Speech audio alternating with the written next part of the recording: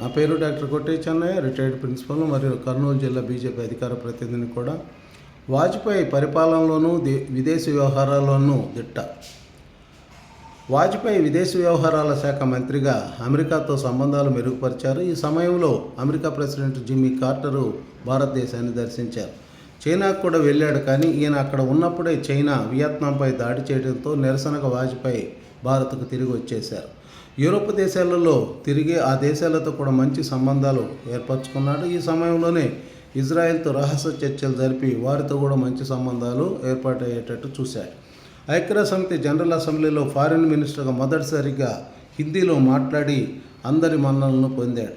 కానీ జనతా పార్టీలు కుమ్ములాటలో ఏర్పడి జనసంఘ నేతలు ఆర్ఎస్ఎస్ సభ్యత్వం వదులుకోవాలని డిమాండ్ చేయడంతో వీరు ససేమిరా అని చెప్పేసి అనడంతో జనతా ప్రభుత్వం పడిపోయింది.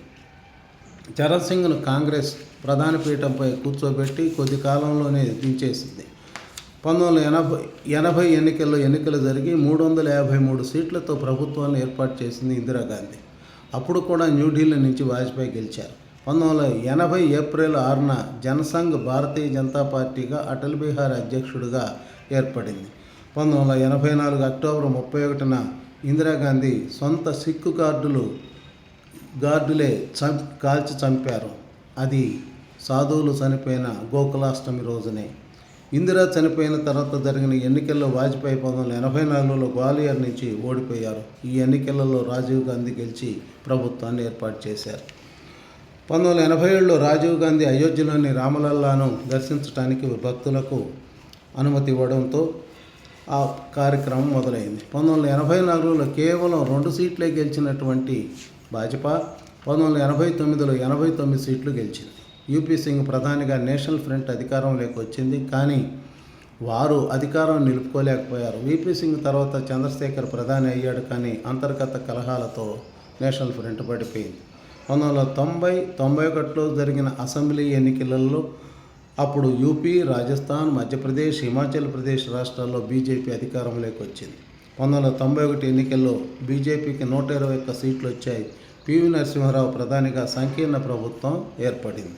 ఈ ఎన్నికల్లో వాజ్పేయి లక్నో నుంచి మొత్తం 5 సార్లుగా ఎన్నికయ్యారు. 91-96 మధ్య పివి 6 అవిశ్వాసాలు ఎదుర్కొన్నాడు. అయితే తన చాతుర్యంతో మేనేజ్ చేస్తూ అధికారాన్ని నిలుపుకోగలిగినాడు. 1992 డిసెంబర్ 6న బాబ్రీ మసీదును కూల్చివేయడంతో బీజేపీ రాష్ట్రాలను కేంద్ర ప్రభుత్వం రద్దు చేసింది. అలాగే ఆర్ఎస్ఎస్పై కూడా నిషేధం విధించింది. మొత్తం ఆర్ఎస్ఎస్పై ఇప్పటికీ 3 సార్లు విధించారు. ఒకటి 1948 గాంధీ హత్యానంతరం, 1975 ఎమర్జెన్సీలో, ఇప్పుడు 92లో బాబ్రీ మసీదు కూల్చివేతతో దృష్టిలో పెట్టుకొని. పివి కాలంలోనే కాశ్మీర్లో మానవ హక్కుల ఉల్లంఘన జరుగుతుందనే పాకిస్తాన్ ఫిర్యాదు మేరకు జెనీవాలోని హ్యూమన్ రైట్స్ కమిషన్ భారత్ను పిలిపించింది విచారణకు. అక్కడ సరైన సమాధానం చెప్పడానికి పివి నరసింహారావు ప్రతిపక్ష నాయకుడైన వాజ్పేయిని చైర్మన్గా, ఆయనకు సహాయకుడిగా సల్మాన్ ఖుర్షీద్ను ఒక టీమును అక్కడ జెనీవాకు పంపించింది. వాజ్పేయి బృందం ఇవన్నీ తప్పుడు ఆరోపణలని సాక్ష్యాలు చూపడంతో జెనీవా కోర్టు కేసు కొట్టివేసింది. అప్పుడు వాజ్పేయికి మంచి మన్ననలు, ప్రచారం కూడా బాగా జరిగింది. 96లో 1990లో 121 సీట్లు బీజేపీ సాధించి ఎన్డీఏ ప్రభుత్వాన్ని మొట్టమొదటిసారిగా ఏర్పాటు చేసింది. కానీ 13 రోజుల్లోనే అది కూలిపోయింది. 1998లో 182 సీట్లతో మళ్ళీ ప్రభుత్వం ఏర్పాటు చేసింది. కానీ జయలలిత గొంతెమ్మ కోరికలకు 13 నెలలకే ప్రభుత్వం కూలిపోయింది. అప్పుడే ఒక ఓటు కొంటే ప్రభుత్వం నిలబడుతుందని చెప్పినా వినకుండా సంఖ్యాబలంలో ఓడినా పర్వాలేదు, నైతికత లేని ఆత్మాభిమానాన్ని చంపుకొని నేను నైతిక పతనం కాను అని ప్రజాస్వామ్యంపై అద్భుత ప్రసంగం చేసి పార్లమెంటు నుంచి నిష్క్రమించారు వాజ్పేయి. 13 నెలల్లోనే పోఖ్రాన్లో అమెరికా అసమ్మతిని లెక్క చేయకుండా అణుపరీక్ష జరిపి ప్రపంచానికి మన అణుశక్తిని తెలియజేశాడు. ప్రభుత్వం పడిపోయాక ఆపద్ధర్మ ప్రధానిగానే కార్గిల్ యుద్ధంలో పాకిస్తాన్ను చిత్తు చేశాడు. 1999లో జరిగిన ఎన్నికల్లో బీజేపీ 182 సీట్లు, ఎన్డీఏ 300+ సీట్లు గెలిచి 2004 వరకు నిరాఘాటంగా పరిపాలించిన మొట్టమొదటి కాంగ్రెసేతర ప్రభుత్వంగా గుర్తింపు పొందింది వాజ్పేయి ప్రభుత్వం.